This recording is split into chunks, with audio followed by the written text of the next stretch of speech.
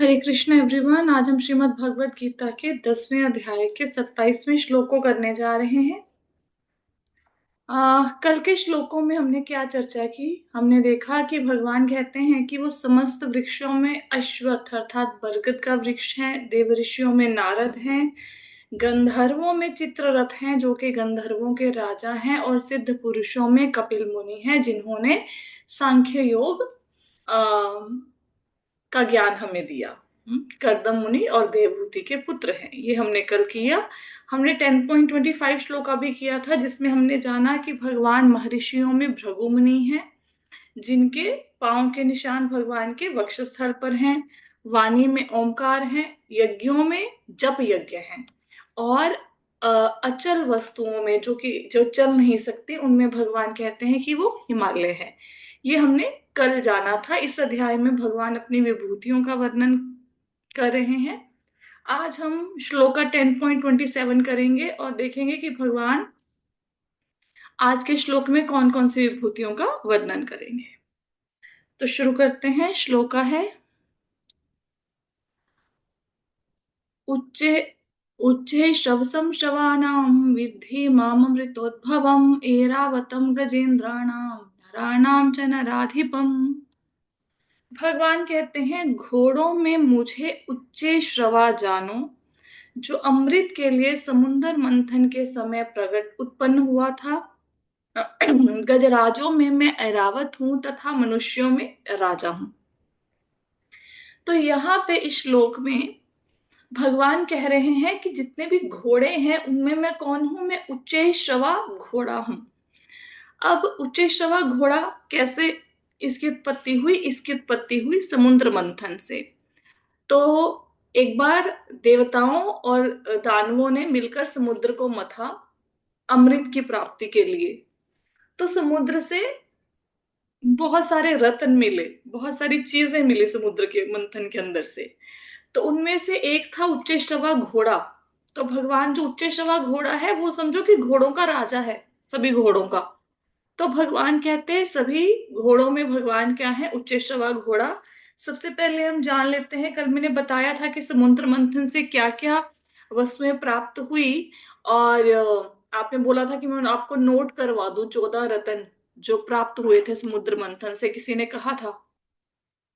तो मैंने आज की स्लाइड में आपके लिए वो 14 रत्न इंक्लूड कर दिए हैं ताकि कभी आपने देखने हो कि समुद्र मंथन से कौन से 14 रत्न मिले थे तो आप इस स्लाइड को रेफर कर सकते हैं। तो सबसे पहले समुद्र मंथन से कल किया था, जल्दी जल्दी से इसको रिवाइज कर लेते हैं 2-4 मिनट में। तो जब देवताओं और दानवों ने समुद्र का मंथन किया, समुद्र को मथा, मथा मतलब चर्निंग करी, जैसे हम वो बटर निकालने के लिए, मक्खन निकालने के लिए वो करते हैं ना, वो लेके मधानी लेके, चर्निंग रॉड लेके उसको मथते हैं, तो इस प्रकार चर्निंग हुई समुद्र की। तो उसमें से सबसे पहले क्या निकला? कालकूट विष निकला। कालकूट विष को किसने ग्रहण किया? भगवान भोलेनाथ ने, शिव जी ने अपने कंठ पर धारण किया। फिर समुद्र मंथन से क्या निकला? दूसरे नंबर पे कामधेनु गाय निकली। तो कामधेनु गाय है, ये ऋषि मुनियों ने ले ली, क्योंकि कामधेनु गाय से यज्ञ इत्यादि करने के लिए दूध मिलता था, घी मिलता था। तो कामधेनु गाय सभी ऋषियों ने स्वीकार कर ली ताकि इनके दूध से घी निकाला जा सके और घी से यज्ञ में आहुति दी जा सके। फिर तीसरे नंबर पे उच्चैःश्रवा घोड़ा समुद्र मंथन से प्रकट हुआ। ये क्या है इसके विषय में हम चर्चा करेंगे अभी कि इसकी क्या विशेषताएं हैं इस घोड़े की।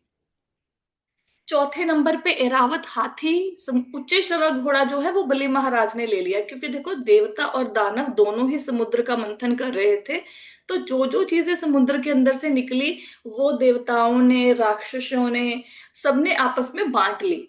तो उच्चैःश्रवा घोड़ा बलि महाराज जो कि राक्षसों के राजा थे वो लेना चाहते थे, तो उच्चैःश्रवा घोड़ा को बलि महाराज ने ले लिया।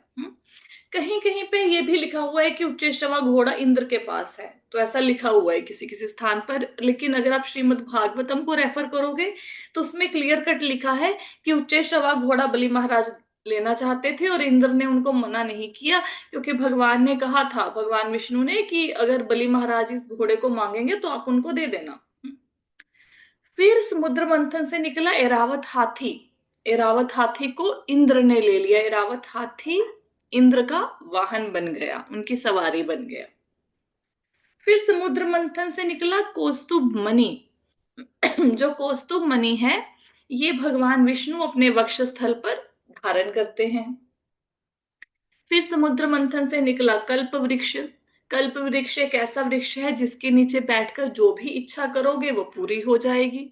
इच्छाओं की पूर्ति करने वाला वृक्ष है। फिर रंभा नाम की अप्सरा निकली, जो देवताओं के पास चली गई। हम्म इसके साथ और भी अप्सराएं निकली थी, और भी अप्सराएं प्रकट हुई थी। तो अप्सराएं देवताओं के पास चली गई। फिर 5 जन्य शंख समुद्र मंथन से निकला, जो कि भगवान विष्णु के पास है। पारिजात पुष्प, जो कि स्वर्ग में देवताओं, स्वर्ग में स्थापित है पारिजात पुष्प का जो ये पौधा है। तो पारिजात पुष्प भी जो प्रकट हुआ है, ये समुद्र मंथन से ही प्रकट हुआ। फिर महालक्ष्मी प्रकट हुई। महालक्ष्मी बहुत ही सुंदर थी। देवता और दानव दोनों उनको, मतलब दानव स्पेशली उनको प्राप्त करना चाहते थे, लेकिन महालक्ष्मी ने अपना पति भगवान विष्णु को चुना। फिर वारुणी। वारुणी समुद्र मंथन से प्रकट हुई। वारुणी एक मदिरा होती है, अल्कोहल कह सकते हैं आप। तो ये जो मदिरा है, ये राक्षस ले गए कि ये भाई हम रखेंगे। फिर समुद्र मंथन से धन्वंतरी प्रकट हुए, अमृत का कलश लेके। धन्वंतरी कौन है? धन्वंतरी ने ही हमें आयुर्वेद का ज्ञान दिया है। धन्वंतरी को भगवान के अवतार के रूप में भी माना जाता है। और धन्वंतरी क्या लेकर प्रकट हुए? अमृत। इसी अमृत के लिए समुद्र का मंथन किया जा रहा था कि जिसको भी अमृत मिल जाएगा वो अमर हो जाएगा और बहुत अधिक बलशाली हो जाएगा। देवताओं ने इस अमृत को पिया। अब चाहे देवताओं ने अमृत को पिया, लेकिन देवता अमर नहीं है। ये नहीं कह सकते कि देवताओं ने अमृत पिया है तो वो अमर है। उनको अमर इसलिए कहा जाता है क्योंकि उनकी आयु हमारी आयु की तुलना में बहुत अधिक है। तो जब हम किसी चीज को काउंट ही नहीं कर सकते, फिर हमें ऐसा लगता है कि ये चीज तो एंडलेस है। तो इसलिए उनको ऐसा लगता है हमें कि देवता अमर है, लेकिन वास्तव में देवता अमर नहीं है। जैसे ब्रह्मा जी के 12 घंटे हमारे 4 अरब 32 करोड़ सालों के बराबर है, तो हमें तो ऐसे ही लगेगा ना कि ब्रह्मा जी अमर है ना, लेकिन अमर कोई नहीं है। हाँ, अमृत को पीने से देवताओं में शक्ति आ गई, ठीक है। उन्होंने अपना खोया हुआ राज्य प्राप्त कर लिया। और समुद्र मंथन से चंद्रमा भी प्रकट हुए थे, जिनको भोलेनाथ ने अपने आ, जटाओं में धारण कर लिया, शीश पर धारण कर लिया, ठीक है। यह है समुद्र मंथन से जो 14 रत्न निकले थे। कल की क्लास में किसी ने पूछा था, अब यहां से आप नोट कर सकते हैं। यूट्यूब पे जाके जब मर्जी आप इस लेक्चर को दोबारा से सुन लो, अगर कभी मन किया तो। अब हम बात कर रहे थे कि भगवान कहते हैं घोड़ों में मुझे उच्चे श्रवा जानो। अब ये जो उच्चे श्रवा घोड़ा प्रकट हुआ समुद्र मंथन से, इसकी क्या विशेषताएं थी? ये जो घोड़ा था, इसके 7 सिर थे। हम्म अभी आप देखेंगे ना इस फोटो में, आपको 7 सिर नजर आ रहे होंगे घोड़े के। और ये सफेद रंग का घोड़ा था। और इसकी विशेषता क्या थी? कि ये मन की गति से दौड़ सकता था। जैसे हमारा मन है ना, अब आप देखो, आप रात को सोए तो नींद में कभी आप अपने बचपन में पहुंच जाओगे, कभी आप अपने स्कूल में पहुंच जाओगे, कभी कॉलेज में पहुंच जाओगे। वैसे भी आराम से बैठे हुए अकेले घर पे कोई काम नहीं है तो मन कहाँ कहाँ घूम जाता है। आज से सालों पहले आप कहीं घूमने गए होगे तो मन वहां चला जाएगा, फिर मन अपने बहन भाइयों के पास चला जाएगा, फिर दोस्तों के पास चला जाएगा। तो मन की गति बहुत अधिक है, बहुत तेज है। तो ये जो उच्च श्रवा घोड़ा है, ये मन की गति से भी तेज दौड़ सकता है। तो सोचो इस घोड़े की स्पीड कितनी होगी। और ये घोड़ा उड़ भी सकता है। बाकी जो घोड़े हैं वो तो उड़ नहीं ना सकते, वो सिर्फ दौड़ सकते हैं, लेकिन ये घोड़ा उड़ भी सकता है। और ये जो घोड़ा है, ये दिव्य लोकों में जा सकता है। आइडली कोई ऐसे जानवर होगा तो वो ऊपर के लोकों में नहीं जा सकता, लेकिन ये जो घोड़ा है ये दिव्य लोकों में भी जा सकता है, ऊपर के प्लैनेट्स पर भी जा सकता है। इस घोड़े का वर्णन अलग अलग ग्रंथों में आपको मिलेगा, रामायण में भी है, महाभारत में भी है इसका वर्णन, विष्णु पुराण में भी है, मत्स्य पुराण में भी इस घोड़े का वर्णन है। तो मतलब ये कपोल कल्पित बात नहीं है कि उच्चैश्रवा नाम का घोड़ा प्रकट हुआ था। अलग अलग जो धर्म ग्रंथ हैं इसकी पुष्टि करते हैं कि ये 7 सिर वाला घोड़ा, सफेद रंग का, जो मन की गति से तेज उड़ सकता था और दौड़ भी सकता था, वो समुद्र मंथन से प्रकट हुआ। ये जो घोड़ा है ये घोड़ों का राजा है, और ये सौंदर्य और शौर्य का प्रतीक माना जाता है। बहुत अधिक सुंदर है और बहुत अधिक इसमें शौर्य है। तो भगवान कहते हैं कि घोड़ों में मैं क्या हूं? उच्चैश्रवा घोड़ा, जो समुद्र मंथन से प्रकट हुआ था। क्लियर हुआ? आगे आगे भगवान कहते हैं, गजराजों में मैं एरावत हूं। अब हाथियों में, ये देख आपने देखा ना, चौथे नंबर पे एरावत हाथी प्रकट हुए हैं समुद्र मंथन से। तो ये है एरावत हाथी। आपको फोटो नजर आ रही होगी। जो एरावत हाथी हैं जो समुद्र मंथन से प्रकट हुए, इनकी क्या विशेषता थी? ये सफेद रंग का हाथी है।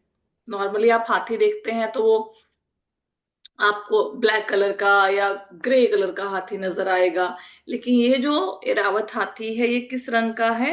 सफेद रंग का। और इसके कितने दांत हैं? बाकी हाथियों के 2 दांत होते हैं, इसके 4 दांत हैं। और क्या है?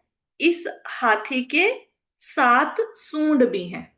अब ये जो फोटो आपको फोटो में नजर आ रहा हो, अगर आप काउंट करोगे तो 1 2 3 4 5 6 7, तो ये 7 सूंड हैं एरावत हाथी के। ठीक है। और ये जो एरावत हाथी है इसको हाथियों का राजा माना जाता है। और एरावत हाथी को किसने ले लिया? इसको ले लिया देवराज इंद्र ने। और एरावत हाथी जैसे ये जो घोड़ा है, उच्चैश्रवा घोड़ा, ये सौंदर्य और शौर्य का प्रतीक माना जाता है। इसी प्रकार जो एरावत हाथी है ये शक्ति का प्रतीक है, बुद्धिमता का प्रतीक है और शुद्धता का प्रतीक है ये हाथी। तो ये हाथियों का, जैसे घोड़ों में घोड़ों का राजा उच्चैश्रवा है, हाथियों में हाथियों का राजा एरावत हाथी है, जो जिसको इंद्र ने ले लिया। तो भगवान कहते हैं जितने भी हाथी हैं उनमें मैं क्या हूं? एरावत हाथी हूं। क्लियर हो गया? साथ साथ में जो भगवान ने बताया है उसकी मैं विशेषता भी आपको बताती जा रही हूं कि ये भगवान एरावत हाथी खुद को क्यों कहते हैं, वो क्यों श्रेष्ठ हैं। क्योंकि वो समुद्र मंथन से मिले हैं और वो दिव्य हैं और वो रत्नों में आते हैं। हम्म। आगे भगवान क्या कहते हैं? गजराजों में मैं एरावत हूं तथा मनुष्यों में राजा हूं। अब मनुष्यों में सबसे बड़ा किसको मानेंगे? राजा को ही मानेंगे ना। अब जैसे हमारे अभी सबसे बड़ी पोस्ट किसकी है? प्राइम मिनिस्टर की। तो प्राइम मिनिस्टर सबसे श्रेष्ठ हो गए। तो इसी प्रकार मनुष्यों में भगवान कह रहे हैं, मनुष्यों में वो कौन है? राजा है। जो मनुष्यों का राजा है वो भगवान कहते हैं मैं ही हूं। ठीक है। अब इस श्लोक में अगर किसी को कुछ नहीं समझ आया तो पूछो। क्लियर हो गया सबको सब कुछ? ठीक जी है। माता जी। आगे चलते हैं। श्लोक है 10.28।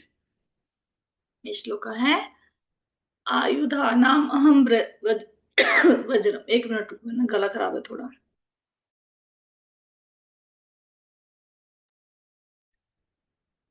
आयुधानाम अहम व्रजम धेनूनामस्मि कामधुक् प्रजनश्च चास्मि कंदर्पः सर्पानामस्मि वासुकिः। इसमें भगवान कहते हैं कि मैं हथियारों में वज्र हूं, गायों में सुरभि, संतति उत्पत्ति के कारणों में प्रेम के देवता कामदेव तथा सर्पों में वासुकी हूं। तो जितने भी हथियार हैं, कौन कौन से हथियार हैं? जैसे धनुष बाण है, तलवार है, ढाल है, भाला है, ऐसे बहुत सारे हथियार हैं। उनमें भगवान कहते हैं हथियारों में क्या हूं मैं? वज्र हूं। वज्र कौन धारण करता है? किसके पास है वज्र बताओ? किसके पास है वज्र? किस देवता के पास? इंद्र के पास। इंद्र के पास। इंद्र तो के पास। यस, तो देवता ये भगवान कह रहे हैं कि हथियारों में वो कौन है? वज्र है। अब वज्र कैसे उत्पन्न हुआ? किसी को पता है वज्र किस चीज का बना हुआ है? जो देवराज इंद्र के पास वज्र है वो किस चीज का बना जी है? माता जी। जी किसका माता बना जी। है? माता जी महर्षि दधीची थे ना। हम्म। मैम सबसे हार्डेस्ट चीज है ना, हार्डेस्ट वज्र, बहुत कठिन। राइट। तो हाँ, महाराज जो दधीची मुनि थे उनकी हड्डियों का बना हुआ है। तो दधीची मुनि की हड्डियों से जो वज्र बनाया गया, ये किसको मारने के लिए बनाया गया था?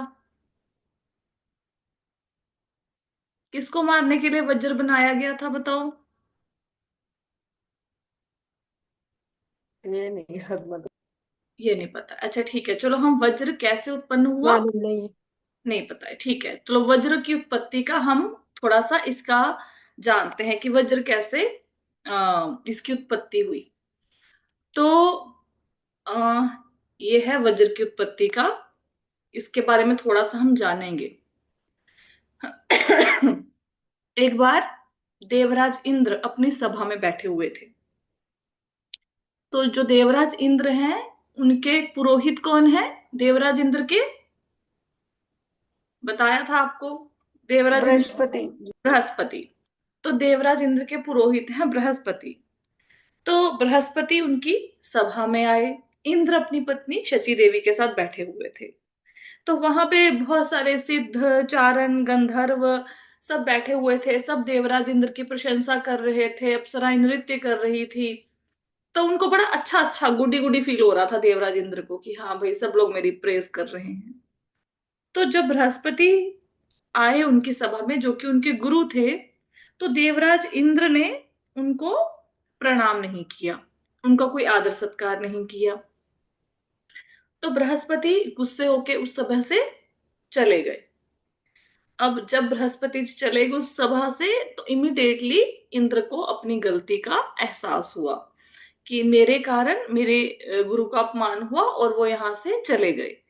तो इंद्र ने क्या किया, वो उसको उनको ढूंढने के लिए गए उनके आश्रम में, लेकिन बृहस्पति जी उनको कहीं पे भी नहीं मिले। अब इंद्र को बड़ा पश्चाताप हुआ। तो इंद्र ने क्योंकि अपने गुरु का अपमान किया, तो उन्होंने अपना सारा राजपाट सब खो दिया, सारा ऐश्वर्य खो दिया। तो राक्षस क्योंकि अपने गुरु का बहुत सम्मान करते थे, राक्षसों के गुरु हैं शुक्राचार्य, तो उन्होंने शुक्राचार्य को बहुत ज्यादा सम्मान देते थे, इसलिए वो शक्तिशाली हो गए और उन्होंने इंद्र को हरा दिया। अब इंद्र ने सारे देवताओं के साथ ब्रह्मा जी की शरण ली, और ब्रह्मा जी को कहा कि ऐसा ऐसा हुआ कि मेरे से गुरु का अपमान हो गया, और अब राक्षस शक्तिशाली हो गए हैं, मेरे आसन पर उन्होंने अधिकार जमा लिया है। तो ब्रह्मा जी ने कहा कि जब तक बृहस्पति जी आपको क्षमा नहीं करते, तब तक आप अपना कोई ना कोई पुरोहित चुन लो। हम्म। तो उन्होंने देवताओं को सलाह दी कि आप विश्व रूप को अपना पुरोहित बना लो, जब तक बृहस्पति जी दोबारा से आपको क्षमा नहीं कर देते। तो उन्होंने विश्व रूप को अपना गुरु बना लिया। विश्व रूप के 3 सिर थे, तो उनको अपना गुरु बना लिया। विश्वरूप त्वष्टा के पुत्र थे। विश्वरूप जिनको इन्होंने, इंद्र ने अपना गुरु बनाया, पुरोहित बनाया, उनके पिता का नाम था त्वष्टा। त्वष्टा मुनि के पुत्र थे। तो विश्वरूप जब इनके पुरोहित बन गए, तो वो इनके नाम पर आहुतियां दे दिया करते थे यज्ञ में, जैसे ओम इंद्राय नमः, ओम सूर्याय नमः, है ना, ऐसे करके आहुति देते थे। विश्वरूप जो थे उनका राक्षसों से भी रिलेशनशिप था, क्योंकि वो उनके ननिहाल वाली साइड के थे जो राक्षस थे। तो क्योंकि विश्वरूप के मन में राक्षसों के प्रति भी प्रेम था, तो जब वो यज्ञ करते थे तो इंद्र के नाम पर आहुति देते थे, बाकी देवताओं के नाम पर आहुति देते थे। चुपके से वो मन में मंत्र पढ़ के राक्षसों के नाम पर भी आहुति दे देते थे। ठीक है। अब इंद्र को इस बात का पता लग गया कि जो विश्व रूप है वो देवताओं के नाम पर भी आहुति देते हैं। आहुति मतलब वो जो हम लोग उसमें स्वाहा करके डालते हैं ना, सामग्री इत्यादि डालते हैं मंत्र का उच्चारण करके। तो जब इंद्र को पता लगा तो इंद्र को बड़ा गुस्सा आया और उसने विश्वरूप के तीनों सिरों को काट दिया। तो विश्वरूप की डेथ हो गई, मर गए वो। अब इंद्र को ब्रह्म हत्या का पाप लग गया, क्योंकि थे तो वो पंडित ही, उनका सिर काट दिया। तो अभी इंद्र ने क्या किया, इंद्र ने अपने पाप को 4 हिस्सों में डिवाइड कर दिया। एक हिस्सा भूमि को दे दिया, एक हिस्सा वृक्ष को दे दिया, एक हिस्सा जल को दे दिया, और एक हिस्सा स्त्रियों को दे दिया। देखो आपने कहीं कहीं देखा होगा, ऐसे 25-25% करके ना इसने अपने पाप को, जो ब्रह्म हत्या का पाप था, सब लोगों को बांट दिया, चारों को। भूमि को जो इन्होंने, इंद्र ने, भूमि ने इंद्र के पाप का 25% लिया, उससे क्या होता है, भूमि कहीं कहीं पे बंजर होती है, उसमें कुछ उगता नहीं है। फिर 25% ले लिया जी जल ने। तो जल में क्या होता है कि कहीं कहीं पे आपने देखा होगा, जल में झाग होती है, बुलबुले से उठते हैं झाग, देखी है फेन कभी, काई सी होती है जल में, है ना, झाग फेन काई। हाँ जी माता जी। वो इंद्र के, ये ब्रह्म हत्या के दोष के कारण है, क्योंकि जल ने 25% हिस्सा स्वीकार किया। फिर 25% वृक्षों को दे दिया। अब आपने देखा होगा वृक्षों से गूंद निकलती है ना, तो वो भी ये ब्रह्म हत्या के, जो वृक्षों ने लिया हिस्सा, उसके कारण है। 25% स्त्रियों को दे दिया। अब स्त्रियों को जो पीरियड्स इत्यादि आते हैं वो इसीलिए आते हैं क्योंकि ब्रह्म हत्या का जो पाप है, इंद्र ने 25% स्त्रियों को दिया हुआ है। ठीक है, तो ये पाप तो उसने बांट दिया। लेकिन जो विश्वरूप के पिता थे, त्वष्टा, इंद्र तो मुक्त हो गया ब्रह्म हत्या के पाप से बांट बांट के। त्वष्टा मुनि को गुस्सा आ गया कि मेरे पुत्र को इसने मार डाला, विश्वरूप को। तो त्वष्टा मुनि ने यज्ञ किया।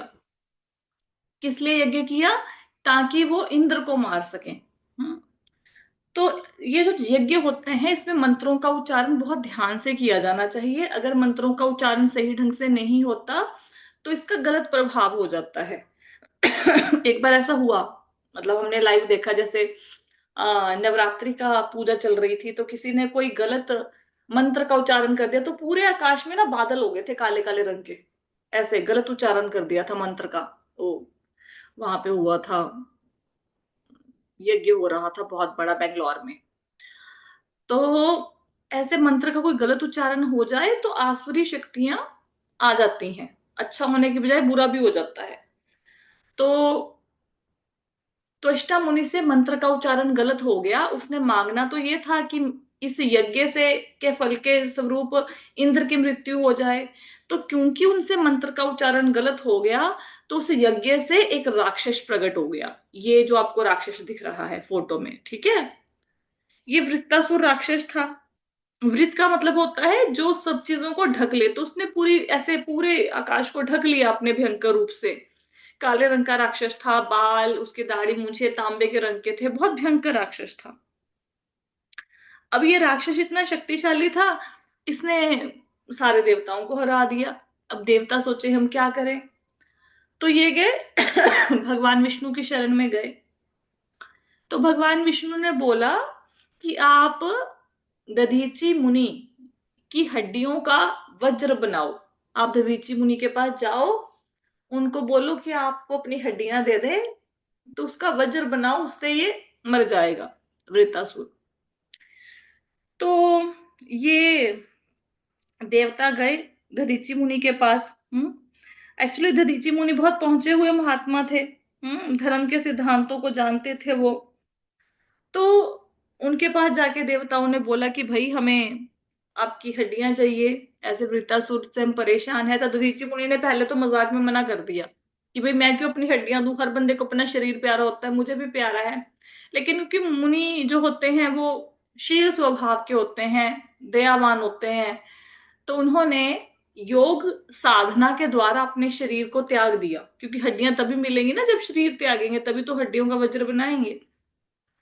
तो जब दधीचि मुनि ने शरीर त्याग दिया तो उनकी हड्डियों का वज्र बना, ये जो इंद्र के हाथ में है। आपको दूसरी फोटो में नजर आ रहा होगा। तो ये जो, अगर आप देखोगे वज्र को ध्यान से, तो ये हड्डियों, जैसे हड्डियों का ढांचा होता है हमारे शरीर के अंदर, ऐसे ही है जो वज्र है। तो विश्वकर्मा ने इस वज्र को बनाया है। फिर इंद्र ने इस वज्र की सहायता से वृतासुर को मारा। वृतासुर की भी खैर कथा बहुत लंबी चौड़ी है कि वृतासुर कौन था। वो हम कभी किसी और समय पे करेंगे, वृतासुर कौन था पूर्व जन्म में। तो ये जो वृतासुर है, ये इतना भयंकर राक्षस था कि इंद्र को इसका सिर काटने के लिए 1 साल लग गया। इतना बड़ा राक्षस था, 1 साल तक सिर्फ इसके सिर को काटते रहे, तब जाके इसका सिर कटा। तो ये वज्र से वृतासुर का अंत हुआ। और ये वज्र जो है वो बहुत ही शक्तिशाली व्यापन है, सब हथियारों में बहुत ही ज्यादा शक्तिशाली माना जाता है। तो भगवान कहते हैं कि वो क्या है, हथियारों में वज्र है। ठीक है, क्लियर हुआ? आगे चलें। फिर भगवान कह रहे हैं कि गायों में मैं सुरभि हूं। अब सुरभि गायें कौन है? सुरभि गाय को भगवान कृष्ण गोलोक वृंदावन में, ऊपर जो गोलोक वृंदावन है वहां पे भगवान कौन सी गायों को चराते हैं? सुरभि गायों को। हम्म सुरभि गायों की क्या विशेषता है?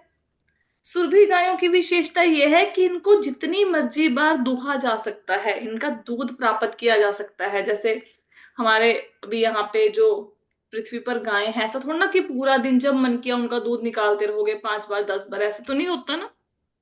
पर्टिकुलर समय में ही गायें दूध देती है। लेकिन जो सुरभि गाय है, वो जितनी मर्जी बार चाहो उतनी बार उनका दूध निकाला जा सकता है, उनको दुहा जा सकता है। और अब जैसे हमारे पृथ्वी पर जो गाय है उनकी तो कैपेसिटी है ना कि इतना ही दूध देंगी। लेकिन ये सुरभि गाय जो है, ये जितना चाहे उतना दूध दे सकती हैं। जितना आप चाहो उतना दूध आपको सुरभि गाय से मिलेगा। हम्म? इस जगत में सुरभि गाय नहीं मिलती, लेकिन गोलोक वृंदावन में भगवान जिन गायों को चराते हैं वो गायें सुरभि गायें हैं। ठीक है, तो भगवान जिनकी सेवा करें वो गाय कितनी महान होगी। तो भगवान कह रहे हैं गायों में सर्वश्रेष्ठ कौन है? सुरभि गाय। तो वो कहते हैं, भगवान कहते कि वो मैं ही हूं, वो मेरी ही विभूति है। आगे, संतति उत्पत्ति के कारणों में प्रेम के देवता कामदेव। तो यहां पे भगवान कहते हैं कि संतान उत्पत्ति के जो कारण है वो प्रेम के देवता कामदेव मैं ही हूं। देखो, यहाँ पे भगवान ये बताते हैं कि स्त्री पुरुष का एक दूसरे के प्रति आकर्षण गलत नहीं है, लेकिन ये संतान प्राप्ति के लिए ही होना चाहिए।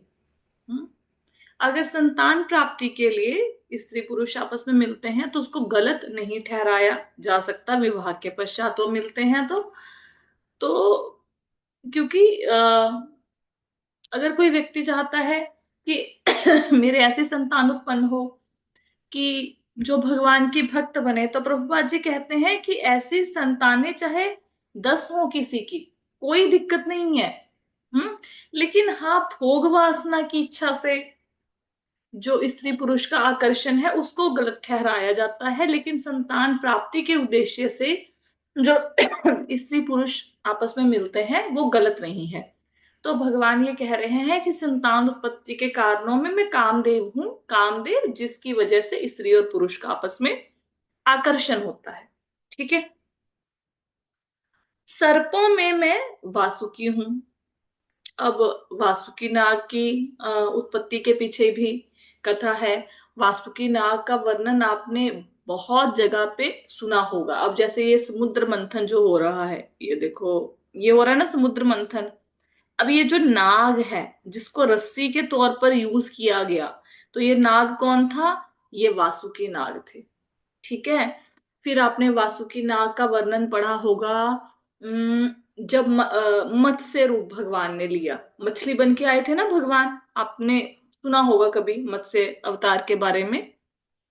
तो सत्य कौन से थे, सत्यव्रत, सत्यव्रत जो राजा थे, सत्यव्रत, हाँ जी हाँ जी। सत्यव्रत जो राजा थे, भगवान मछली के रूप में अवतरित हुए और सत्यव्रत राजा को बोला कि आज से 7 दिन के बाद सारी पृथ्वी जलमग्न हो जाएगी, सब कुछ प्रलय आ जाएगी, सब कुछ खत्म हो जाएगा। तुम एक नाव बनवाना, वहां पे सप्तऋषियों को लेके, वासुकी नाग को लेके वहां पे आना, मैं तुम्हें मछली बन के आऊंगा, तुम लोगों की नाव को बचाऊंगा, मैं तुम्हें सुरक्षित जगह पे ले जाऊंगा। तो जो भगवान मत्स्य अवतार में जब आए, तो जो नाव थी, नाव को और मत्स्य अवतार में जो मछली का जो एक सींग था, सींग को और नाव को जो बांधा गया आपस में, वो वासुकी नाग की सहायता से बांधा गया। वासुकी नाग बहुत बड़ा सर्प है, ऐसा नहीं कि जैसे हमारे धरती पर हमें सर्प मिलते हैं वैसे नहीं, ये नागों के राजा है वासुकी नाग। ठीक है, तो आज की कथा को तो खैर हम यहीं पे विश्राम देंगे, अभी थोड़ा समय ज्यादा हो गया, 4:10 हो गए हैं। तो कल थोड़ा सा और वासुकी नाग के बारे में चर्चा करने की कोशिश करेंगे। अब तक की कथा में अगर किसी का कोई प्रश्न है तो वो पूछ सकते हैं। माता जी। हम्म। हाँ जी। माता जी, मैंने ये पूछना था, सुरभि गाय और कामधेनु गाय अलग अलग है? नहीं, सुरभि गाय कामधेनु गाय अलग अलग नहीं है। कामधेनु गाय के एक्चुअली समुद्र मंथन से कहीं के पे ये वर्णन आता है कि 5 गायें प्रकट हुई थी, उनमें से एक सुरभि भी है। तो कामधेनु गाय है वो भी इच्छा की पूर्ति करती है, सुरभि गाय भी वैसे ही गाय है, लेकिन जो सुरभि गाय है उनको भगवान कृष्ण चराते हैं गोलोक वृंदावन में। ठीक है माता जी। जो वशिष्ठ मुनि के पास मेरा भी गायें थी मेरा उनका भी नाम, ये डाउट था मैम। मेरा भी ये डाउट था, कामधेनु सुरभि दोनों कामधेनु, एक ही है क्या? हाँ का कामधेनु गाय इच्छा पूर्ति वाली गाय है। जैसे कामधेनु गाय से कुछ भी मांगोगे, जैसे मैंने आपको कथा सुनाई थी ना कि वशिष्ठ मुनि के पास राजा आया और उसकी बहुत बड़ी वो थी, सेना थी, तो उसने वशिष्ठ मुनि ने बोला कि आप यहाँ पे भोजन ग्रहण करके जाना। तो राजा ने देखा कि ये ऋषि मुझे क्या खिलाएगा, ये तो खुद एक झोंपड़ी में रहते हैं, लेकिन उन्होंने ऐसे ही ऐसे व्यंजन तैयार करके उनको खिलाए कि उनकी जो सेना थी उन्होंने वैसे डिशेस, वैसे व्यंजन कभी खाए ही नहीं थे। तो राजा हैरान हो गया कि झोंपड़ी के अंदर से, आश्रम के अंदर से इतनी सारी चीजें कैसे आ रही हैं। फिर उसने देखा कि कामधेनु गाय है जो सारा कुछ, मतलब कामधेनु गाय से प्रकट हो रहा है। कामधेनु गाय की बहुत ही अद्भुत कथा है, बहुत ही सुंदर है। इसका वर्णन आपको कहाँ पे मिलेगा, इसका वर्णन आपको महाभारत में मिलेगा, महाभारत के आदि पर्व में। और एक तमिल रामायण है, वहां पे भी आपको इनका वर्णन मिलेगा। बहुत ही बहुत सुंदर वर्णन है कि कामधेनु गाय को कैसे राजा खींच रहा था, फिर कामधेनु गाय के शरीर से कितने सारे सैनिक प्रकट हुए। तो इसका वर्णन आपको वहां पे मिलेगा। ठीक है। तो सो जी जो सिर्फ सुरभि गाय है वो सिर्फ दूध देती है, और कामधेनु जो है ना वो जो मांगो वो देगी, ऐसा है? तो जो सुरभि गाय है ना, उनको भगवान, सुरभि गाय की विशेषता इसलिए नहीं है कि वो दूध जितना चाहो वो देती है। सुरभि गाय इसलिए विशेष है क्योंकि सुरभि गाय को भगवान कृष्ण चराते हैं, उनको प्रिय है। ये सुरभि गाय की विशेषता है। ठीक है, इसलिए भगवान गायों में अपने आप को सुरभि गाय कहते हैं, वो उनको सुरभि गाय बहुत प्रिय है। क्लियर हुआ? जी माता जी। ठीक है, और कोई प्रश्न है किसी का? नहीं है? ठीक है, तो आज की कथा को यहीं पे विश्राम देते हैं, बाकी हम कल चर्चा करेंगे। हरे कृष्णा।